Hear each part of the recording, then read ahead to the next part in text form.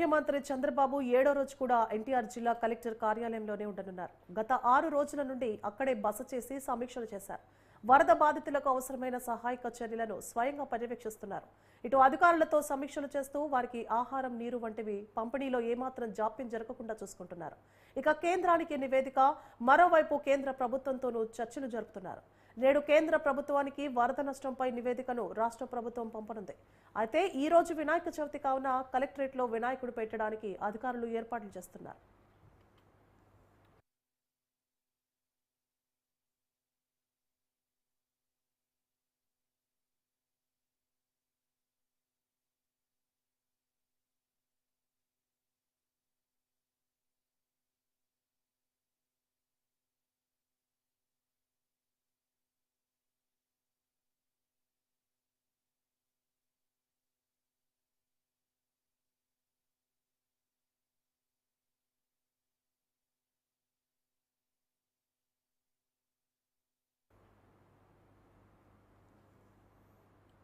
Right. Andhra Pradesh ముఖ్యమంత్రి చంద్రబాబు 7వ రోజు కూడా ఎన్టీఆర్ జిల్లా కలెక్టర్ కార్యాలయంలోనే ఉండనున్నారు.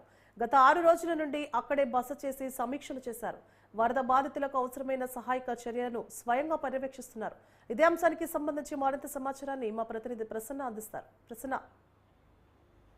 ఇవాళ కూడా ముఖ్యమంత్రి చంద్రబాబు ఈ వరద ప్రాంతాలకు సంబంధించి సమీక్ష నిర్వహించడం, ప్రధానంగా బుడమేరు ప్రాజెక్టు కంప్లీషన్ మీద దృష్టి పెట్టడం. ఎందుకంటే బుడమేరు గండ్లు పూడిస్తే కనుక తాత్కాలికంగా ప్రమాదం తప్పుతుంది, దీర్ఘకాలికంగా చర్యలు తర్వాత తీసుకొచ్చాను. ఆల్రెడీ ఇప్పటికే 2 గంటలు పూర్తడం జరిగింది, 3వ గంట ఈ రోజు పూర్తయ్యే అవకాశం కనిపిస్తుంది. ఓవరాల్ గా ఇటు వరద బాధితులకు సహాయ చర్యల విషయంలో కూడా టెలికాన్ఫరెన్స్ నిర్వహిస్తున్నారు.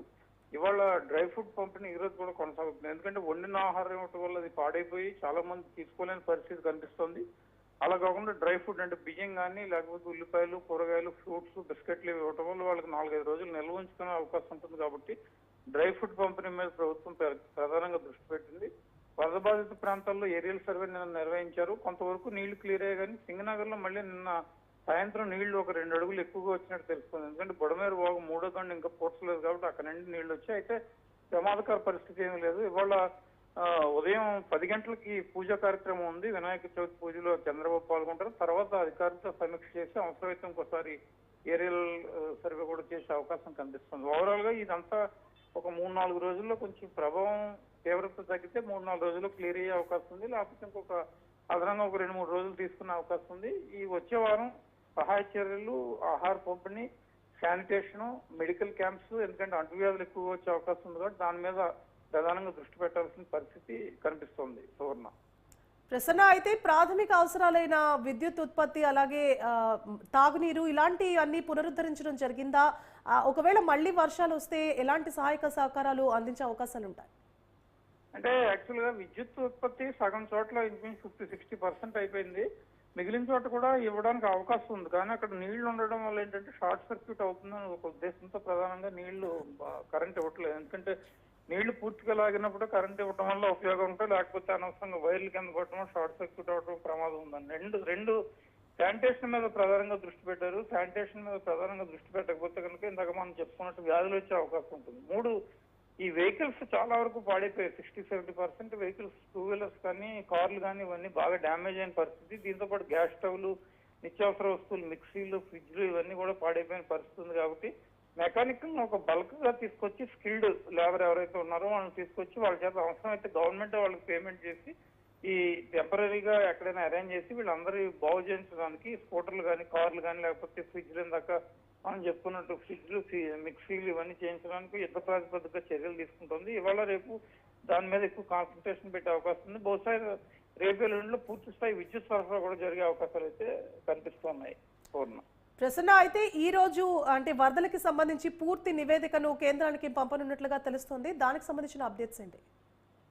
యాక్చువల్ గా ఇవాళ నిన్నే పంపించాలి నివేదిక, కానీ నేను పూర్తి స్థాయిలో అవ్వలేదు. ఇంకా సెంట్రల్ మినిస్టర్ టూర్ తెలంగాణలో కొనసాగింది కాబట్టి బహుశా ఇవాళ మధ్యాహ్నానికి నివేదిక వస్తే ఇవాళ మధ్యాహ్నం పంపించే అవకాశం ఉంది.